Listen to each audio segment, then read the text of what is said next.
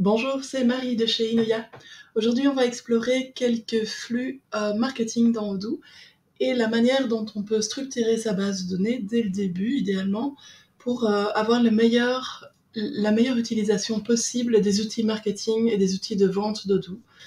Une première chose que je vais faire, donc là je fais une base de données toute nue, je vais aller retravailler les secteurs d'activité pour avoir des secteurs d'activité qui correspondent réellement à ce qui est pertinent pour mon activité. Les secteurs d'activité, il y a une autre possibilité de trier ces contacts, c'est créer des étiquettes. Je pourrais avoir ces mêmes informations sous la forme d'étiquettes de contacts. Une grande différence, c'est que les étiquettes, elles sont cumulables. On peut en mettre autant qu'on veut. Les secteurs d'activité, c'est un par société seulement. Ensuite, moi j'aime bien travailler avec des états aussi, si c'est pertinent pour mon activité, de savoir où est situé mon client. Voilà. Ici, j'ai importé des états qui étaient pertinents pour mon activité. Je vais peut-être vous proposer de voir un peu dans le CRM, qu'est-ce qu'on va pouvoir mettre comme données qui sont intéressantes. Il faut d'abord connaître la différence entre des pistes et les étapes du CRM. En général, le CRM, on va commencer à l'utiliser quand on a des clients avec qui on a l'intention d'avoir des contacts individuels. Tant qu'on reste sur des listes de centaines de personnes à qui on va envoyer des emails un peu plus génériques, c'est mieux de travailler avec des pistes. Ça va un peu moins encombrer le CRM. Pour pouvoir générer des pistes, il faut cocher cette case-là dans les paramètres du CRM.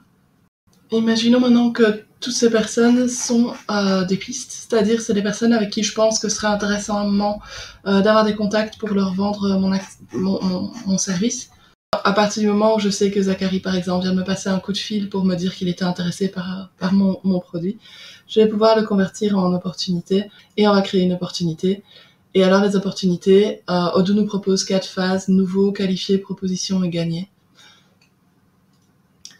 Alors, à partir de ça, donc ça c'est pour utiliser le CRM. Ce qui est intéressant maintenant, c'est de voir un peu quand on envoie des newsletters. Une différence avec peut-être ce qu'on ferait dans Mailchimp ou quelque chose comme ça, dans un outil qui n'est pas connecté à l'ERP, c'est qu'ici on va pouvoir vraiment affiner très très fort à qui on va envoyer l'email en fonction de où on en est dans la relation avec ce client. Quelque chose d'intéressant quand vous créez votre email, on va partir sur un email tout simple. N'oubliez pas de passer par ici, de changer le texte de prévisualisation. Le sujet et le texte de prévisualisation vont être critiques dans l'ouverture de votre message. Et ça va pas être la même chose pour les clients qui vous connaissent déjà, pour les clients qui vous connaissent pas encore. Alors, ce qui est intéressant ici, c'est ensuite de bien travailler sur à qui est-ce qu'on va envoyer ces emails. D'abord, on va faire un petit détour rapide vers les listes de diffusion. Les listes de diffusion, ce sont des objets assez statiques, en dehors du fait qu'on peut s'inscrire à une liste de diffusion via un bouton sur le site web. Donc un bouton « Inscrivez-vous à notre newsletter ». Ça peut être très très bien pour avoir des particuliers, par exemple, qui veulent se tenir au courant de ce qui se passe dans votre activité, mais vous n'avez pas forcément envie qu'ils apparaissent dans votre base de données de contact parce qu'ils ne sont pas des clients directs de votre activité. Ça permet aussi de pouvoir protéger les données de ces particuliers. La possibilité de supprimer facilement ces données, elles vont être dans des silos fermés ici, elles ne sont pas liées au reste de votre base de données, de votre ERP, et donc ça permet de bien protéger des petits groupes d'adresses email, voilà, mais ça ne devient pas des contacts dans votre ERP. Non, l'objectif ici, c'est vraiment de ne pas polluer la base de données de contact. Et donc, par défaut, Odoo va proposer d'envoyer les messages à une liste de diffusion. Moi, ce qui m'intéresse, ça va être plutôt d'envoyer aux pistes ou alors aux contacts. Et je voudrais explorer un peu avec vous les différents types de filtres qu'on va pouvoir appliquer pour avoir le meilleur taux d'ouverture possible. C'est-à-dire, en fait, de bien choisir à qui on envoie quel email pour que ce soit pertinent pour lui et pour qu'il soit content de recevoir cet email. Laissez toujours bien ceci, liste noire et non définie, ça permet de protéger ceux de vos clients ou ceux de vos destinataires qui ont décidé de ne pas recevoir vos emails. Maintenant, je vais faire un truc un peu bizarre. J'aimerais bien écrire à tous les restaurants que je connais, mais seulement ceux de la transformation alimentaire qui sont dans le Namurois. Et là, pourquoi est-ce que je vous propose ça ? c'est qu'un exemple parmi mille autres, mais ça peut être pertinent dans une activité de devoir réfléchir avec finesse à qui est-ce que j'envoie cet email. Et en fait, Odoo a ce petit bouton ici. Donc, soit le secteur d'activité est égal à restaurant, soit c'est un transformateur alimentaire et l'état,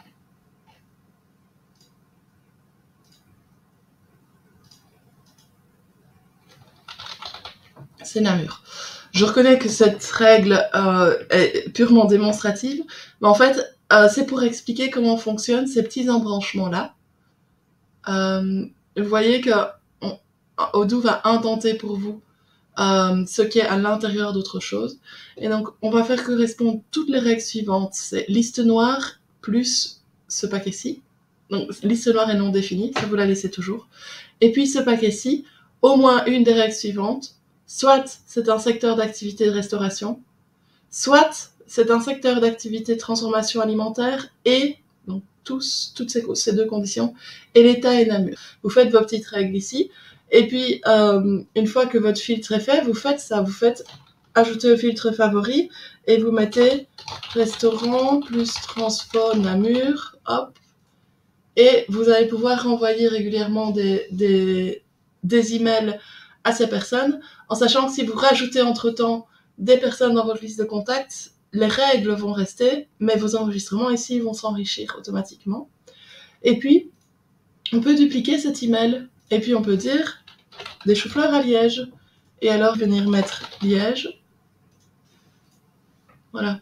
Donc, ça vaut vraiment la peine d'avoir plusieurs mailings qui sont préparés, préparer des templates, enregistrez-le en tant que template, et à partir de là, et vos filtres aussi, enregistrez-le, ça va vous permettre de recommencer ce travail d'email rapidement et efficacement. Et alors, on va faire la même chose encore pour les pistes.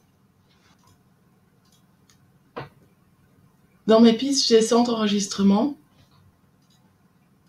et je peux toujours cliquer ici, et alors, étiquette.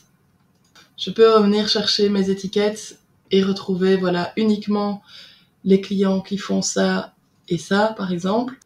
Imaginons que je vais faire ces trois campagnes, ces 3 emails marketing pour les clients qui sont à Liège, les clients qui sont à Namur et les pistes qui sont pas encore nos clients. Et je veux m'assurer que personne ne reçoive 2 fois le même email. Je vais venir cocher la case campagne d'email. Et on va créer une campagne sur les choux-fleurs. Voilà. Je veux en fait m'assurer que si jamais un client est dans cette liste-là et dans cette liste-là, par hasard, par erreur, ça arrive, et je veux m'assurer qu'ils ne reçoivent pas 2 fois le même email. Une dernière chose, il est tout à fait possible de mettre tous vos clients dans la colonne gagnée. Donc toutes les personnes qui sont prêtes à travailler avec vous, qui sont déjà convaincues. Ça va être possible aussi d'envoyer des messages aux opportunités qui sont dans la colonne gagnée, c'est-à-dire à vos clients actuels. Et ça va se faire ici. Voilà. Je vais quand même remettre la campagne pour éviter que ceux qui ont déjà reçu par ailleurs, ils la reçoivent en double. Et alors, qu'est-ce qu'on va devoir sélectionner ici ? C'est un contact, opportunité, étape. Concrètement, qu'est-ce que ça veut dire dans le CRM ? L'opportunité, c'est ce petit rectangle-là. Et l'étape, c'est le titre de la colonne. Et donc, l'opportunité étape is equal gagner. Là, vous envoyez un email à tous les clients qui connaissent déjà vos choux-fleurs. Qu'est-ce qu'on a exploré ? Finalement, on a exploré comment est-ce qu'on peut trier sur la liste de contacts avec beaucoup de finesse pour envoyer uniquement un certain type de contacts, mais pas à tous. Comment est-ce qu'on peut dupliquer une liste et enregistrer des filtres de destinataires quand on les réutilise régulièrement. Donc, comment est-ce qu'on peut envoyer des newsletters ciblés à des pistes, donc qui ne sont pas forcément encore des contacts dans votre base de données. Et comment est-ce qu'on peut cibler tous les contacts qui sont déjà clients, qui sont déjà en gagné dans le CRM. pour s'assurer que on leur envoie les bons emails déjà adaptés au fait qu'ils nous connaissent déjà. Donc on va pas mettre les mêmes informations qu'à ceux qui ne nous connaissent pas encore. Et dans la dernière chose importante, vous avez un suivi par campagne pour éviter de contacter 2 fois la même personne. Voilà, j'espère que cette petite vidéo est utile pour vraiment structurer vos données correctement, pour bien les utiliser, pour utiliser au mieux les outils d'Odoo. Ça vaut vraiment la peine de réfléchir à changer si vous utilisez encore un autre système que Odoo, de venir dans Odoo pour utiliser au mieux en fait toutes les intégrations avec les autres modules de la base de données pour vraiment alimenter au mieux et qualifier au mieux vos contacts, vos listes de diffusion pour que les bonnes personnes reçoivent les bonnes choses. Ça va booster vos ventes, ça va booster votre visibilité en ligne et ça va surtout envoyer aux bonnes personnes des emails qui vont les intéresser, qui vont être ouverts et pas un email générique qu'on envoie à 20 000 personnes et qui n'est ouvert que par 30% d'entre elles. Si vous avez envie d'un accompagnement chez Inoya, ça fait vraiment partie du service qu'on vous offre, soit à l'implémentation d'Odoo, soit quand vous utilisez déjà Odoo, pour optimiser vos envois d'emails et les taux de réception. N'hésitez pas à nous contacter.